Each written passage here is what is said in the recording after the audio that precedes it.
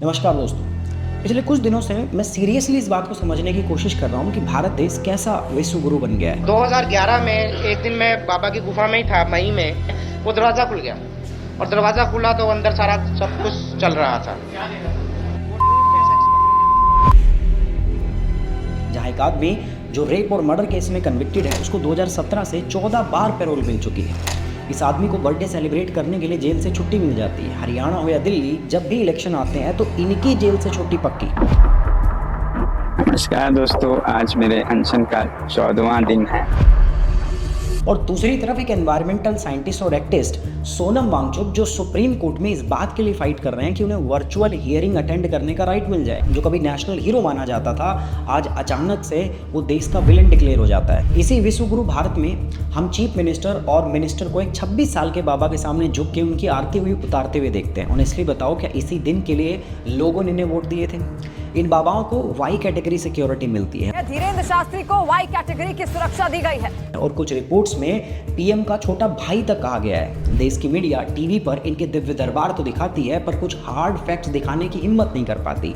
UN database के हिसाब से इसी विश्व गुरु देश में लगभग 56% लोग हेल्दी डाइट अफोर्ड नहीं कर सकते। 2025 के ग्लोबल हंगर इंडेक्स में भारत का टोटल 123 में से 102वां स्थान आता है, 102nd प्लेस आता है। देश के लगभग 14% लोग कुपोषण का शिकार हैं। वर्ल्ड बैंक कहता है कि पॉपुलेशन का एक बड़ा हिस्सा दिन के 100 रुपए भी नहीं कमाता। 2011 में हुआ तो बाबा ने भी देख लिया, उसने भी मुझे धमकी दे दी कि अगर तूने अपने जाके पेरेंट्स को या किसी को ये वाकया बताया तो ना तो तेरे खानदान को छोड़ेंगे और तुझे तो छोड़ना ही क्या है। चलिए सीधा कहानी के मेन मुद्दे पे चलते हैं। ये मुद्दा ना आपके पर्सनल फेथ का है, ना किसी धर्म पर हमला करने का। ये मुद्दा है पॉलिटिकल पार्टी और बाबाओं के आपसे हिसाब किताब का, जो पिछले कई दशकों से चलता आ रहा है।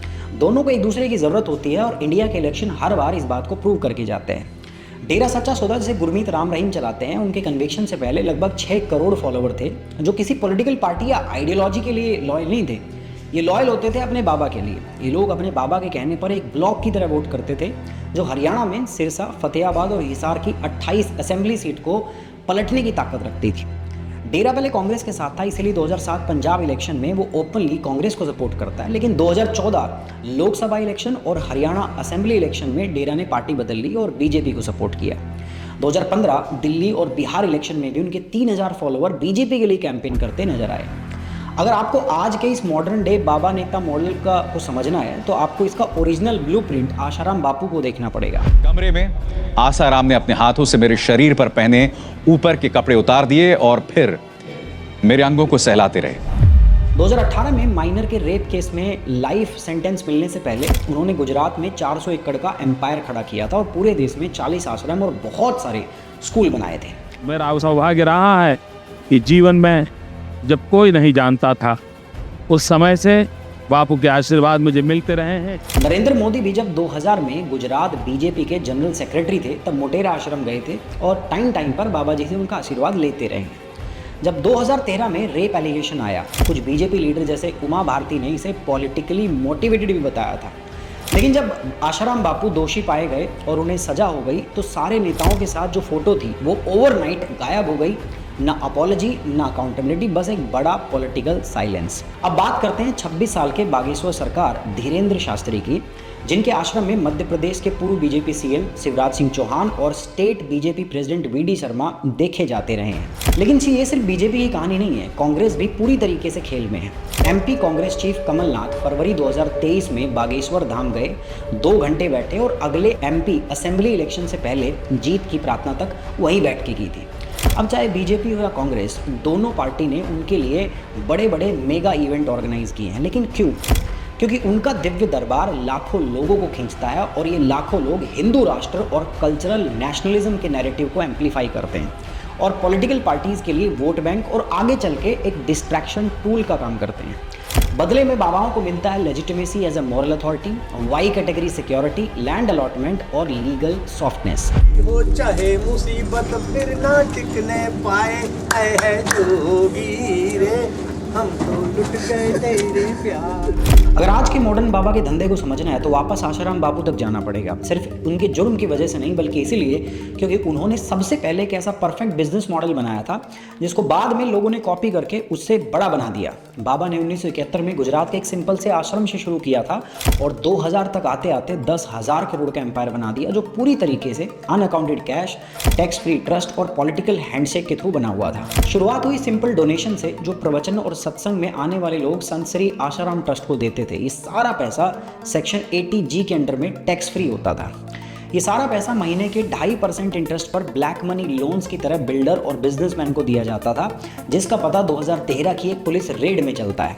इस रेड में 42 बोरी भर के डॉक्यूमेंट मिले, जिसमें पता चला कि आशाराम ये पैसा किन किन को देता है। आप सोचिए, बाबा लोगों का दान में दिया लगभग 3,000 करोड़ रुपए लोन में घुमाता था, जिसका सिर्फ इंटरेस्ट 419 करोड़ रुपए आता था।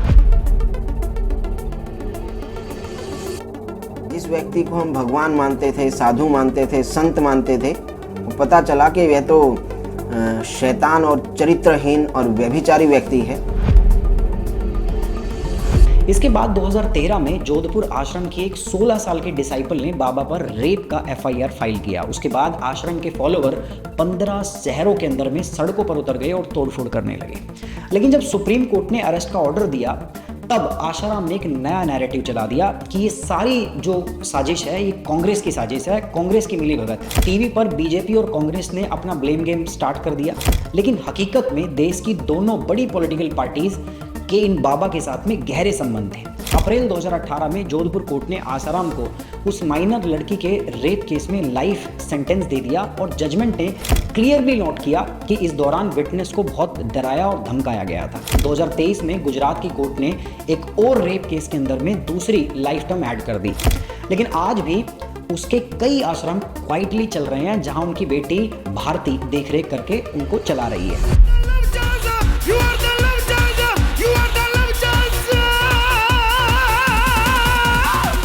आशाराम ने कैश लोन वाले एम्पायर से पॉलिटिकल इंश्योरेंस का गेम खेला। गुरमीत राम रहीम ने उसी ब्लूप्रिंट को उठाकर उसे सीधा इलेक्शन कंट्रोल का वेपन बना दिया। उसने डेरा सच्चा सौदा को हरियाणा में एक अल्टीमेट वोट बैंक मशीन बनाया और इलेक्शन को डायरेक्टली इन्फ्लुएंस करना स्टार्ट कर दिया। जहां आशाराम ने डोनेशन से 400 आश्रम खड़े किए, वहीं राम रहीम ने सिर्फ हरियाणा में ही 1600 करोड़ का मैसेंजर ऑफ गॉड यानी MSG ब्रांड बना दिया और खुद को हीरो बनाकर बॉलीवुड टाइप फिल्में बनाने लगा, जिसमें हीरो, डायरेक्टर, सिंगर सब गुरमीत राम रहीम ही होता था। डिवोटीज से उनके हाईवे के पास की जमीन को नाम चर्चा घर के नाम पर डोनेट करा लिया जाता था, जिस पर FMCG फैक्ट्रीज, क्रॉस होल्डिंग्स और टैक्स फ्री रेवेन्यू का पूरा नेटवर्क खड़ा कर दिया जाता था। राम रहीम ने आशाराम का 4 टियर लॉयल्टी मॉडल तो कॉपी किया ही, लेकिन उसमें एक मिलिटेंट लेयर और ऐड कर दी, डेरा का कुर्बानी दस्ता। ये लोग सिर्फ सिक्योरिटी नहीं बल्कि आलोचकों को डराने धमकाने का भी काम करते थे, यानी फॉलोअर सिर्फ भक्त नहीं, एक पॉलिटिकल आर्मी बन चुके थे।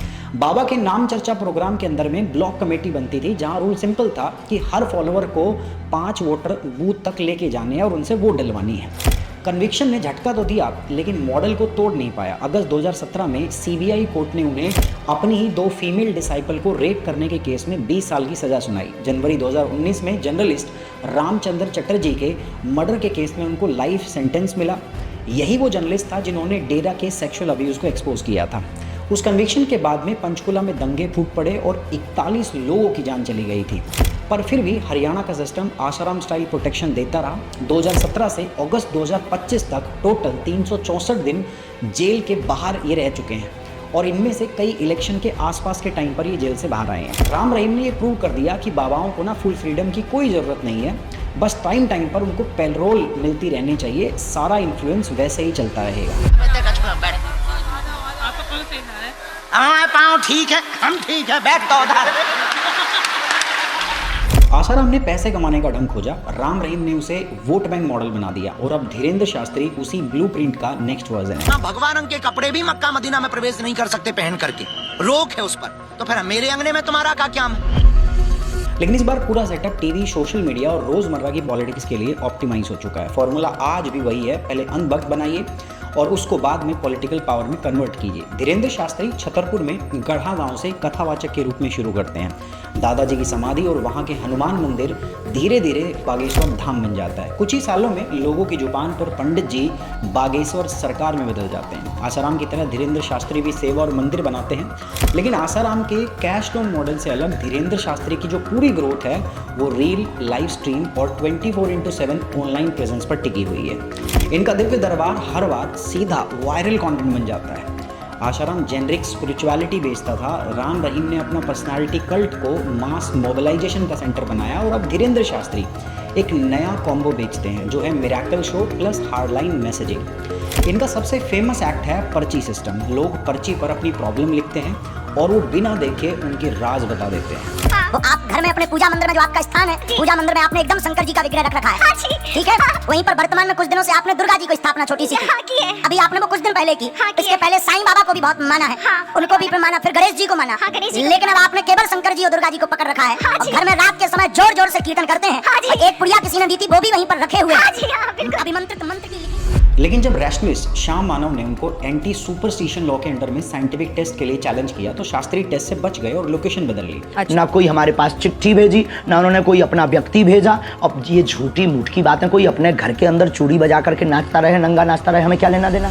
अब इस पूरी कंट्रोवर्सी को उन्होंने फ्री का प्रमोशन बना दिया। उनका कहना था कि ये मुझे नहीं सनातन को टारगेट कर रहे हैं, जिसके कारण हर चैलेंज ने उनका ऑरा फॉलोअर के बीच में और ज्यादा स्ट्रॉन्ग कर दिया। बट जो चीज़ धीरेन्द्र शास्त्री को पॉलिटिशियन के एजेंडा के बिल्कुल बीच में लाके फिट कर देती है वो है उनकी मैसेजिंग। और हिंदुओं, यदि तुम एकता करोगे तो भारत हिंदू राष्ट्र होकर के रहेगा। ये वही शार्प पोलराइजिंग हिंदुत्व मैसेजिंग है जो पॉलिटिकल कैंपेन को काफ़ी हेल्प करती है, लेकिन जो मेन स्ट्रीम नेता होते हैं वो ये चीज़ें सीधे बोल नहीं पाते। लेकिन अब वो एक काम जो है वो धीरेन्द्र शास्त्री की स्टेज से बहुत आसानी से आउटसोर्स किया जाता है, आउटसोर्स हो जाता है। अनलाइक आसाराम या राम रहीम, धीरेन्द्र शास्त्री को स्कूल, फैक्ट्रीज या पॉलिटिकल विंग चलाने की ज़रूरत बिल्कुल भी नहीं है। उनकी जो असली पावर है वो है अटेंशन, जो आज के टाइम में पैसा और पावर से भी फास्ट इन्फ्लुएंस में कन्वर्ट होती है। हम किसी भी मजहब के विरोधी नहीं हैं, हम रसखान के भी दोहा गाते हैं और देश की बात आती है तो अब्दुल कलाम को भी सलूट करते हैं। ये बाबा सिर्फ एंटरटेनमेंट नहीं देते बल्कि आउटरीच भी मैन्युफैक्चर करते हैं ताकि भूख, बेरोजगारी और गरीबी जैसे मुद्दे कभी लाइमलाइट में आए ही ना। लेकिन लव जिहाद, लैंड जिहाद, मूत्र जिहाद, थूक जिहाद, इसके खिलाफ है। उनके स्पीचेस में लव जिहाद जैसी कॉन्स्पिरेसीज होती हैं जिसमें मुस्लिम लड़कों पर हिंदू लड़कियों को फंसाने के आरोप लगाए जाते हैं। बेटियों, तू लक्ष्मी बन, तू दुर्गा बन, तू काली बन, पर हिंदू बेटियों कभी ना बुर्के बाली बन। नतीजा हर कथा एक वायरल कम्युनल वेट बन जाती है, जिससे बाबा और उनके पॉलिटिकल दोस्तों को तो फायदा होता है लेकिन आम लोगों को भुगतना पड़ता है, क्योंकि इन वायरल कंटेंट्स के बीच में जॉब्स, हंगर, पॉवर्टी और अनएम्प्लॉयमेंट जैसे मुद्दों पर कभी बातचीत हो ही नहीं पाती। और मैं ना यार ये रैंडमली नहीं बोल रहा हूँ, latest periodic labour force survey यानी कि PLFS के हिसाब से ओवरऑल अनएम्प्लॉयमेंट 5.2% पर टिका हुआ है। अर्बन एरिया के अंदर में ये रेट रूरल से लगभग डबल है और female labour force participation ratio अभी भी 34% से नीचे अटका हुआ है। मतलब आधी वर्क फोर्स बस पॉवर्टी वेजेस पर किसी तरह से गुजारा कर रही है और आधी के पास में जॉब्स ही नहीं है। देखिए, इंडिया के कॉन्स्टिट्यूशन के अंदर में आर्टिकल 51AH कहता है कि हर सिटीजन का फर्ज है कि वो साइंटिफिक टेम्पर, ह्यूमैनिज्म, इंक्वायरी और रिफॉर्म की स्पिरिट डेवलप करे। और ये कॉन्स्टिट्यूशन में जानबूझकर लिखा गया है ताकि लोगों को ये जो अंधविश्वास है ना, इससे बचाया जा सके। आखिर में यार ये कोई होपलेस कहानी नहीं है जहां देश हमेशा बाबा और नेता के बीच में फंसा रहे। यार जब चाइना 6 साल के बच्चे के लिए AI लेसन प्लान कर रहा है और स्कूल एजुकेशन के अंदर आर्टिफिशियल इंटेलिजेंस को मैंडेटरी बना रहा है, तब इंडिया के पेरेंट्स, टीचर और यंग लोगों को किसी ने नहीं रोका है कि वो अपनी तरह से क्यूरियोसिटी, क्रिटिकल थिंकिंग और रियल नॉलेज के कल्चर पर जोर दे। इसका मतलब ये संपत्ति इकट्ठी करके किसको बांटेंगे? जिनके ज्यादा बच्चे हैं उनको बांटेंगे। अगर देश के लोग नफरत भरे भाषण और सिर्फ अटेंशन के लिए रचे गए तमाशे से डिस्ट्रैक्ट होने से मना कर दें और जॉब्स, हॉस्पिटल और स्कूल पर हार्ड क्वेश्चन पूछना स्टार्ट कर दे, तो विश्व गुरु का टैग अभी भी सही तरीके से कमाया जा सकता है। जय हिंद।